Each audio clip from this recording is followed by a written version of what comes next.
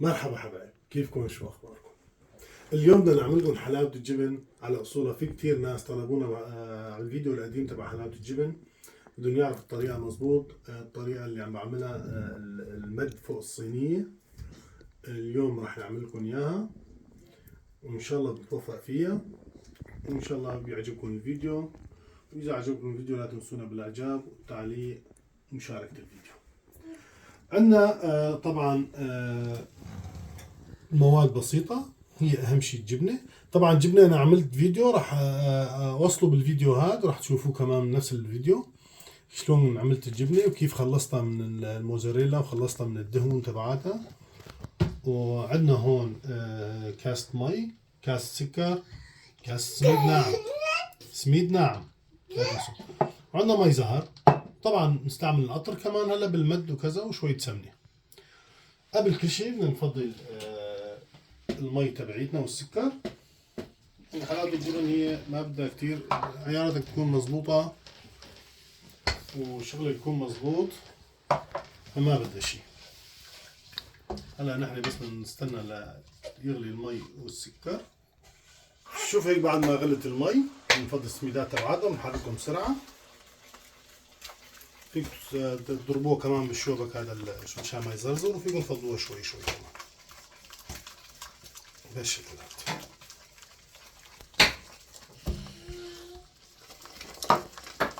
طفي تحت الغاز شوي تمشي الحلاوة.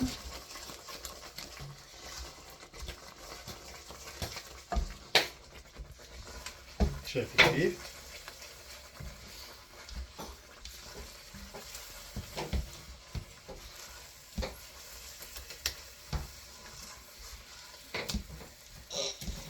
أنا الحلاوة هيك مشت منيح.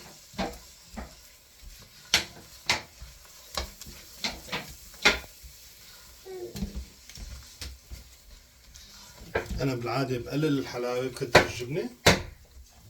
شوف كيف هلا بقى بنفضي الجبنة تبعيتنا.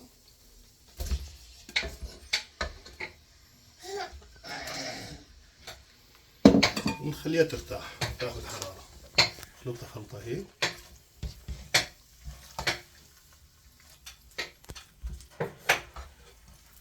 نخليها ترتاح شوي. أنا موطي الغاز، بدك توطي الغاز تحتها. شايفين كيف؟ بلشت ترتاح الجبنة. ديروا بالكم تساووها على نار قوية بعد ما تفضوا الجبنة، لأنه هي بدها نار واطية. هلا بدنا نخليها كمان ترتاح شوي.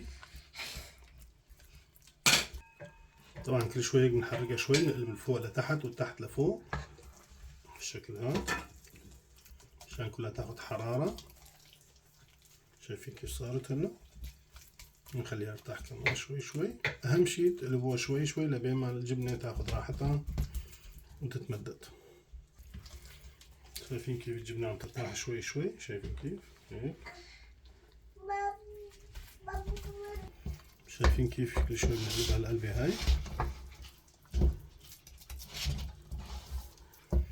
وفينا كمان طبعا من تحت هيك كمان نقلبها بالشكل هذا. شايفين هسه لما بلشت هسه مع الجبنة هسه ما اخذ راحتها منيح. شايفين كيف؟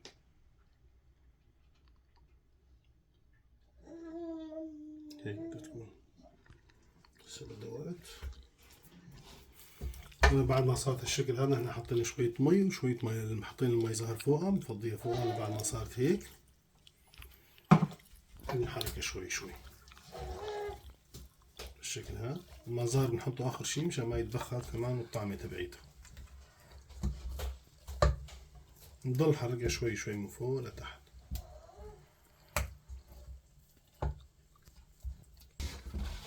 شايفين كيف هلا بعد ما نحط لها المي زهر وكذا؟ شايفين نضربها، نضل نضربها هيك من تحت، بنلفها لف لتحت. شايفين كيف؟ نضل نلفها لفها هيك لف لتحت. شايفين هيك كيف صارت؟ شوف هلا راح نرفع لكم اياها شوفوا شلون صارت. شايفين كيف؟ شايفين؟ شايفين كيف صارت الحلاوة؟ هيك لازم تصير ناعمة. شايفين؟ هيك هيك لازم تصير الحلاوة. شايفين كيف؟ هيك بصير الحلاوة عندكم جاهزة هلا تقريبا. هلا هيك صارت جاهزة الحلاوة. هلا شوي ثانية راح نبلش بالمدة الصينية. شايفين كيف صارت النعومة تبعيتها هيك؟ هلا هيك صارت جاهزة بنفضيها بالصينية. طبعا أول شي بدنا نحط شوية قطر تحت. هاي القطر فيه شوية مي زهر، حاط فيه شوية مي زهر كمان. نحطها هيك شوية، شايفين هيك؟ هلا بنفضي الجبنة تبعتنا فيها. هالشكل. ندهن ايدنا شوية قطر هيك، شايفين؟ بنلفها هاللفة هيك. شايفين كيف؟ هيك بنلفها.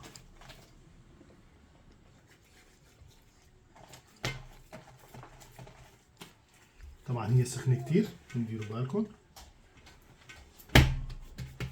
شايفين كيف؟ هي سخنة، بنشرب فيها شوي شوي. هلا بنحط كمان شوية سمنة.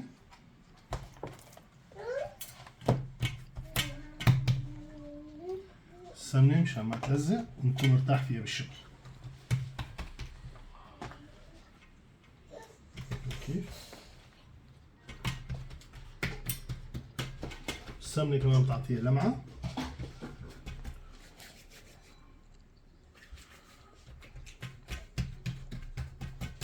طبعا هي سخنة كتير.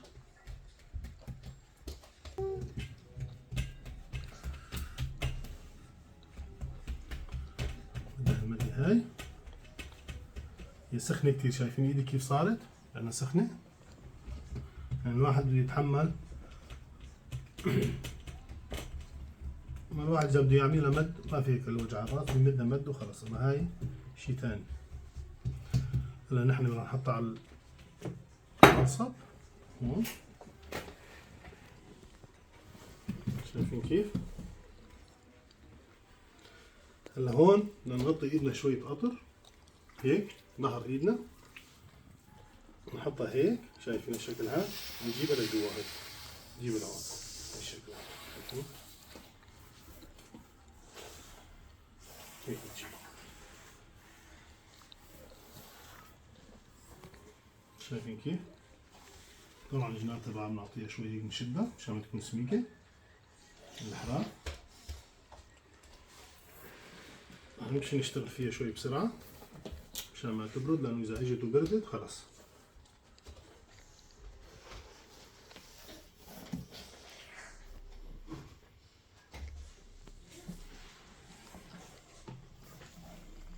شايفين هلا آخر وحدة رح نعطيها النفخة.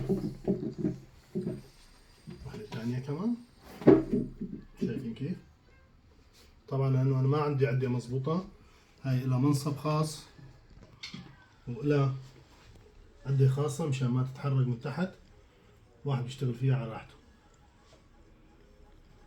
شايفين كيف؟ أهم شيء الجناب واحد يساويها مضبوط.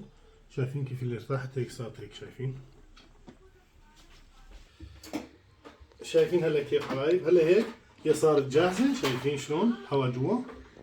هلا نحن بقى رح نستناها لتبرد، لبين ما تبرد على المنصب تبعها، بدها تبرد مضبوط لحتى نشيلها.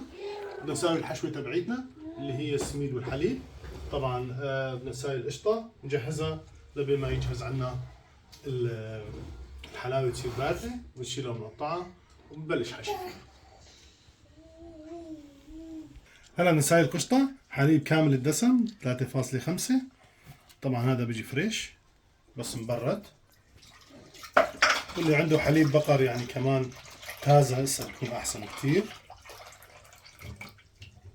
هاي لتر واحد بنحط لها هلا بحدود 100 غرام سميد. شايفين كيف هذا السميد؟ هذا بحدود تقريبا 100 غرام.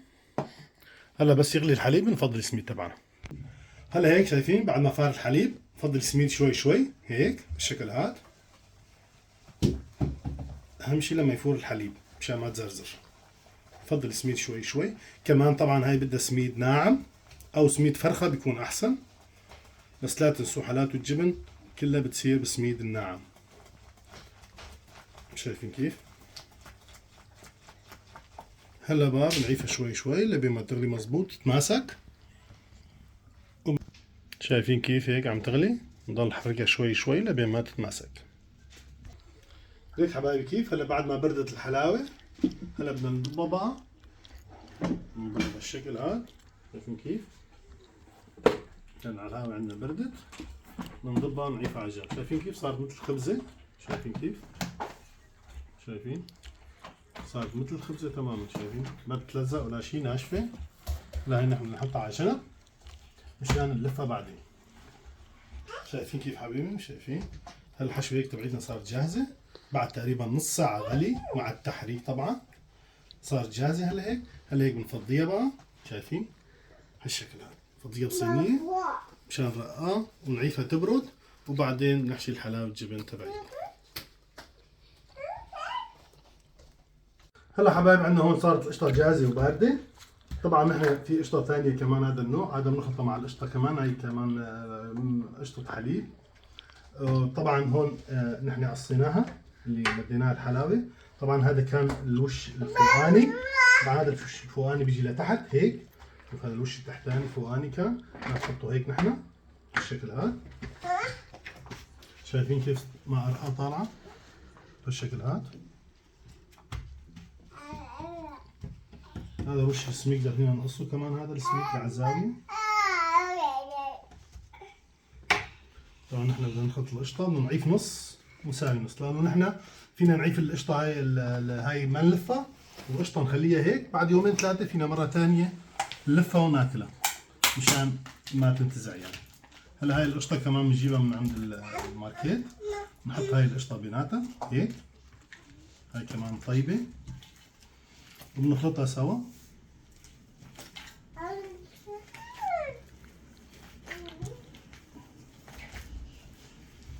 طبعا بنحط لها شوية مي زهر للقشطة. هلا بنحط لها شوية مي زهر هيك شوي، ما بنكتر هالشيء هذا هيك. طبعا القشطة ما بنحط لها لا سكر ولا قطر ولا شيء. القطر بنعمله اكسترا قدام حلاوة الجبن، بنغطس القطعة وبناكلها. هلا القشطة تبعتنا هيك صارت جاهزة مشان الحشو. شايفين كيف صارت بالشكل هذا. الصينية تبعتنا اللي بدنا نحط فيها الحلاوة بنحط لها بسفلها شوية قطر. طبعا هذا القطر مخلوط مع شوية مي زهر. بهالشكل هذا فينا نعملها شيء هيك بشكل متساوي بالشكل هذا. طبعا الحشوة بتحطوها قدر ما بدكم انتم، بدكم مثلا تحشوها زيادة تحشوها قليل. شايفين هيك ما نعمة طالعة، نشدها شوي هذا الشكل نقصها. هلا الحبل تبع حلاوة الجبن صار عندنا جاهز. شايفين كيف ما صار طالعة رقيقة بالشكل، بنحطه هون بقى. هلا بدنا نبلشها مشان نقطعها. شايفين كيف؟ مشان نقطعها مساويين هون هيك.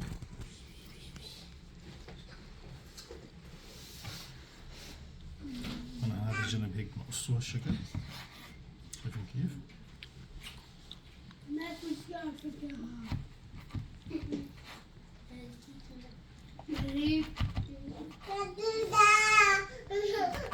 شايفين كيف الحشو طالع قدامها بالنص. شايفين كيف بالشكل هذا.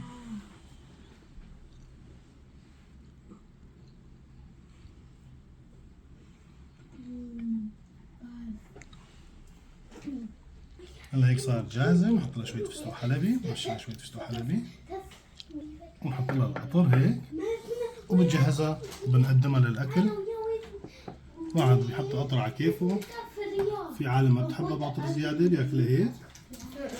صحة وهنا. بتمنى تجربوها تزبط معكم، تاكلوها بصحة وهنا إن شاء الله. لا تنسونا من الإعجاب والتعليقاتكم الحلوة والاشتراك. شكرا كثير لكم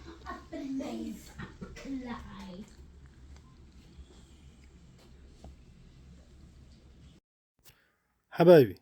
هاي الجبنة اللي بدنا نساويها مشان حلاوة الجبن. قلت لكم بأول الفيديو إنه الجبنة بآخر الفيديو راح أحطها طريقة عمل الجبنة مشان الحلاوة راح أحطها بآخر الفيديو. هاي الجبنة تقريبا 5 أكياس موزاريلا. هاي جبنة الموزاريلا طبعا فيت قليل، ارما فيت بيقولوا لها هون بالالماني. فيها 125 جرام. هاي 5 اكياس بيطلعوا تقريبا نص كيلو صافي جبنة لحلاوة الجبن. هاي بتطلع تقريبا نفس الحلومي، نفس العكاوي مشان حلاوة الجبن. هاي بنقطعها، نحطها بجاد، نحط لها مي مغلية، نحط لها مي بنعيفها شوي 3-4 دقايق ترتاح، وبعدين بنحركها شوي شوي. إذا شفناها ارتاحت بنحركها، إذا شفناها بدها شوي بنطول بالنا عليها شوي. طبعا المي مرتين بنغير لها المي السخنة. أول شي بنكبها أول وحدة بس ارتاحت، وبعدين بنحط لها مي تانية مرة تانية، وبصير إذا فينا نحط إيدنا فبنشيلها بإيدنا بالجبنة كلها وبندعكها كأننا عم ندعك مثل العجين، بنلفها لف مشان تنعم وتتماسك كلها وتنعم.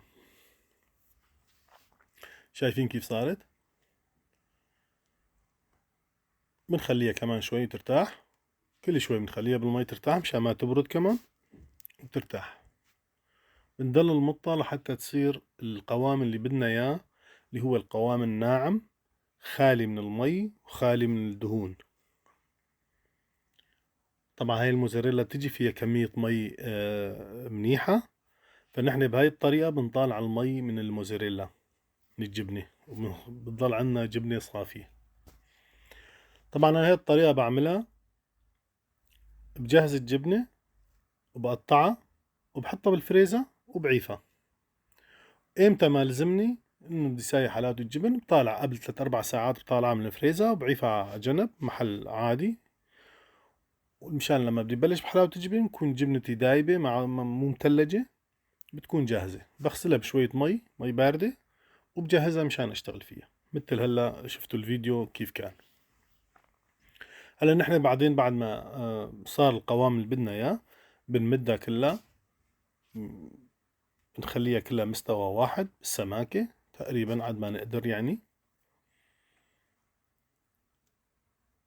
بنصفها على محل ساوي. واخر شي هلا رح تشوفوا كيف رح نقطعها ونحطها بكيس ونحطها بالفريزر. طبعا هاي فيكم تعملوها، تجهزوها تخلوها بالفريزر، تعيفوها اسبوع، اسبوعين، شهر، شهرين، ما في مشكلة. امتى ما بدكم بتطالعوها بتكون الجبنة عندكم جاهزة. بس مشان تعرفوا اذا بتعملوها بالموزاريلا مباشر راح تعذبكم كتير وما راح تطلع القوام اللي بدكم اياه انتو. فانا هاي الجبنة على طول هيك بعملها، بجهزها اذا بكون بعرف انه بدي اعمل حلاوة الجبن. بعمل بالعادة مشان يعني مشان وجبتين، واحيانا بعمل مشان وجبة وحدة وبساويها. هيك بنعدها كلها بشكل متساوي، بنقطعها كلها مثل بعضها، لانه هاي لما تكون القطعة كلها مثل بعضها لما نحطها بالحلاوة بتاخد حرارة كمان، حرارة متساوية، وبترتاح كلها سوا، وبنبلش تحريك حلاوة الجبن. طبعا نحن هون مجهزين الجاط هاد فيه مي باردة، مي حنفية عادية يعني برودة عادية، بنحطها مباشرة بالمي مشان تبرد تتماسك.